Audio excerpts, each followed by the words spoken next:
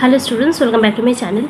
Class 8 रायो Martin प्रश्न विचित्र 2024 দ্বিতীয় পর্যায়ক্রমিক মূল্যায়ন পরিবেশ ও বিজ্ঞানের আগের ক্লাসে আমরা মধ্যশিক্ষা পর্ষদ প্রদত্ত নমুনা প্রশ্নপত্রটি সলভ করেছিলাম। তাই আজ আমরা সলভ করব মডেল কোয়েশ্চেন পেপার 1 এর আগের ভিডিওটা যদি না দেখে থাকো নিচে ডেসক্রিপশন বক্সে লিঙ্ক দেওয়া থাকবে, চাইলে সেখান থেকে দেখে নিতে পারবে, কিংবা সেটা প্লেলিস্টে পেয়ে যাবে, প্লেলিস্ট থেকেও দেখে নিতে পারো। এছাড়াও তোমরা প্লেলিস্টে অন্যান্য সাবজেক্টের সলিউশনও পেয়ে যাবে। তাই চ্যানেলে গিয়ে প্লেলিস্ট খুলে যে ইচ্ছা মতো প্রয়োজন মতো ভিডিও দেখে নিও, আর এই ভিডিওটা স্কিপ না করে প্রথম থেকে শেষ পর্যন্ত দেখো, সব উত্তরগুলি নোট ডাউন করে নিও। তাই চলো শুরু করি আজকের video. Model question paper 1 Balurghat high school physical science পোর্শনে 1 নম্বরে রয়েছে সঠিক উত্তরটি নির্বাচন করো। প্রশ্নের মান আছে 1, নির্দিষ্ট গলনাঙ্ক নেই যে পদার্থটি, সেটি হলো কাঁচ। 100 ডিগ্রি সেলসিয়াস উষ্ণতায় 2 গ্রাম জলকে ওই উষ্ণতায় জলীয় বাষ্পে পরিণত করতে প্রয়োজনীয় তাপের পরিমাণ। আচ্ছা, যদি 1 গ্রাম জলকে বলা হয়, মানে 100 ডিগ্রি সেলসিয়াস উষ্ণতায় 1 গ্রাম জলকে ওই উষ্ণতায় জলীয় বাষ্পে পরিণত করতে 537 ক্যালোরি তাপের প্রয়োজন হয়। তো যেহেতু এখানে 2 গ্রাম জল বলেছে, তাহলে 537কে 2 দিয়ে গুণ করবে, তাহলে হয়ে যাবে এটা 1074 ক্যালোরি। টার্টারিক অ্যাসিডে খাবার সোডা মেশালে যে গ্যাস নির্গত হয়, এটা হবে কার্বন ডাই অক্সাইড। একটি রূপার হারে সোনার প্রলেপ দেওয়ার জন্য অ্যানোড রূপে ব্যবহৃত হয়। দেখো, সোনার প্রলেপ যেহেতু দেওয়া হবে, তাই অ্যানোড রূপে সোনাই ব্যবহার হবে। তো সোনা হচ্ছে AU অরাম। আর 2 নম্বরে রয়েছে সংক্ষিপ্ত উত্তর দাও। প্রশ্নের মান রয়েছে 1, আপেক্ষিক তাপের একক কি? সিজিএস পদ্ধতিতে আপেক্ষিক তাপের একক হচ্ছে calorie per gram degree Celsius, আর SI পদ্ধতিতে জুল পার কেজি কেলভিন। রাসায়নিক বিক্রিয়ার সময় অনুঘটককে গুঁড়ো করে ব্যবহার করা হয় কেন? এটা তোমরা ছায়ার যে বইটা আছে তোমাদের সহায়িকা বই, তার 187 পেজে পাবে।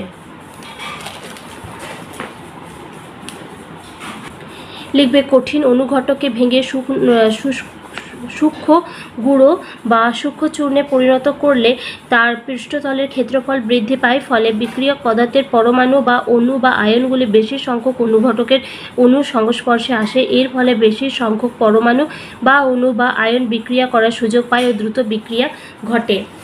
এর পরের প্রশ্নতে রয়েছে, দেখো, একটা বিক্রিয়া দেওয়া আছে, তারপর বলা হয়েছে যে এই বিক্রিয়ায় জারক পদার্থ কোনটি? এই বিক্রিয়ায় জারক পদার্থটি হবে Cl2। জলের তড়িৎ বিশ্লেষণে অ্যানোডে কোন গ্যাসটি মুক্ত হয়? অক্সিজেন। রেলগাড়ির যে অংশটি বৈদ্যুতিক তার ছুঁয়ে থাকে তাকে কি বলা হয়? পেন্টোগ্রাফ। 3 নম্বরে রয়েছে 2-1টি বাক্যে উত্তর দাও, যে কোনো দুটো করতে হবে। প্রশ্নের মান রয়েছে 2। হিমমিশ্র কাকে বলে? উদাহরণ দাও। এটা পাবে তোমরা ছায়ার বইয়ের 60 নম্বর পেজে। মিশ্র পদার্থের গলনাঙ্ক বিশুদ্ধ পদার্থের গলনাঙ্কের তুলনায় কম হয়। যেসব মিশ্রণের সাহায্যে মূল পদার্থের গলনাঙ্কের চেয়ে অনেক কম উষ্ণতা সৃষ্টি করা যায়, সেই সব মিশ্রণকে হিমমিশ্র বলে। বরফ ও সাধারণ লবণ 3:1 ওজন অনুপাতে মিশিয়ে যে হিমমিশ্র পাওয়া যায়, তার উষ্ণতা -23 ডিগ্রি সেলসিয়াস হয়।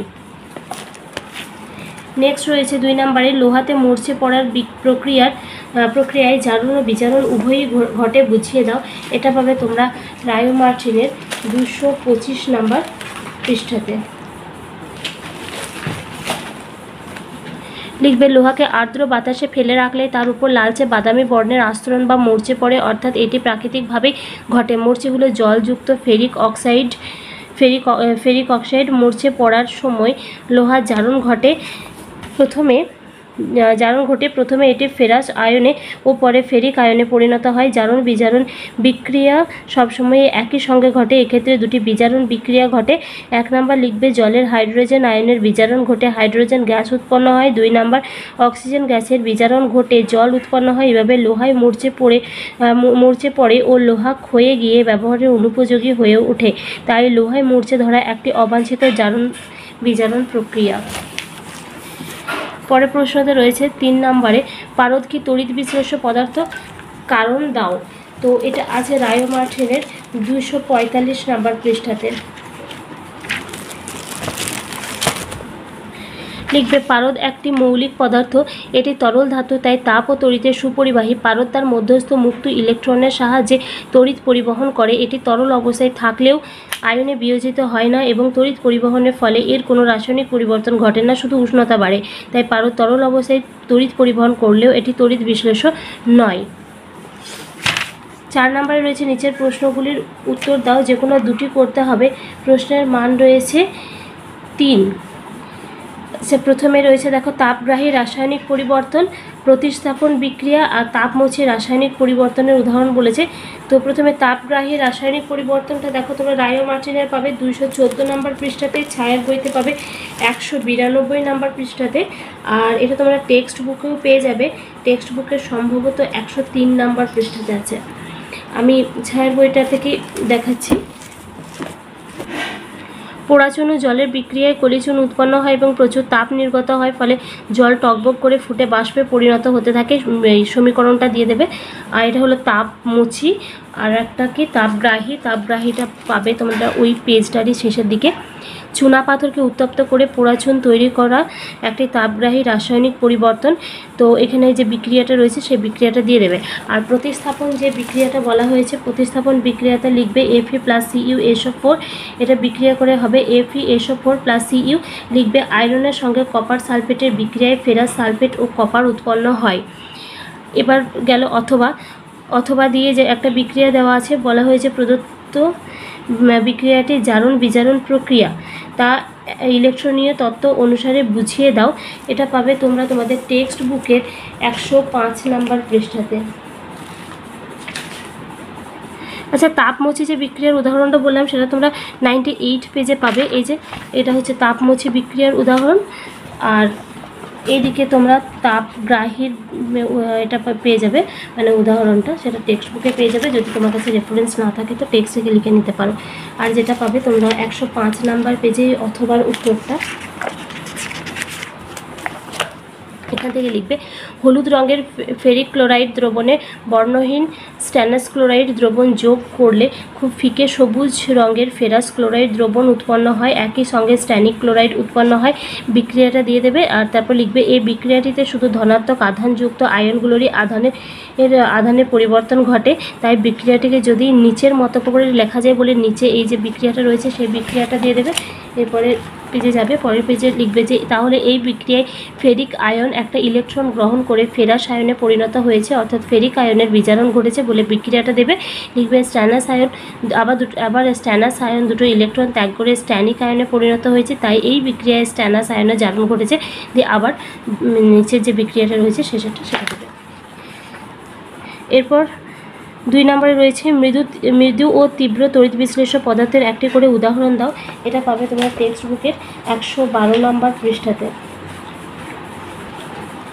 তো এখানে তীব্র তড়িৎ বিশ্লেষ্যের উদাহরণ এই যে অনেকগুলো রয়েছে, এখান থেকে যে কোনো কটা করে বলেছে দেখো, একটি করে উদাহরণ দাও। এখান থেকে তীব্র তড়িৎ বিশ্লেষ্য যে কোনো একটা উদাহরণ দিয়ে দেবে। আর মৃদু তড়িৎ বিশ্লেষ্য বলেছে, তো এটা হবে অ্যাসিটিক অ্যাসিড। এরপর আছে দেখো গলিত NaCl এর তড়িৎ বিশ্লেষণে ক্যাথোড ও অ্যানোডে কোন কোন বিক্রিয়া সংঘটিত হয় তা উল্লেখ করো। এটা পাবে তোমরা 114 নম্বর পৃষ্ঠাতে। লিখবে গলিত NaCl মানে সোডিয়াম ক্লোরাইডের মধ্য দিয়ে উপযুক্ত তড়িৎ দ্বার ব্যবহার করে তড়িৎ চালনা করলে,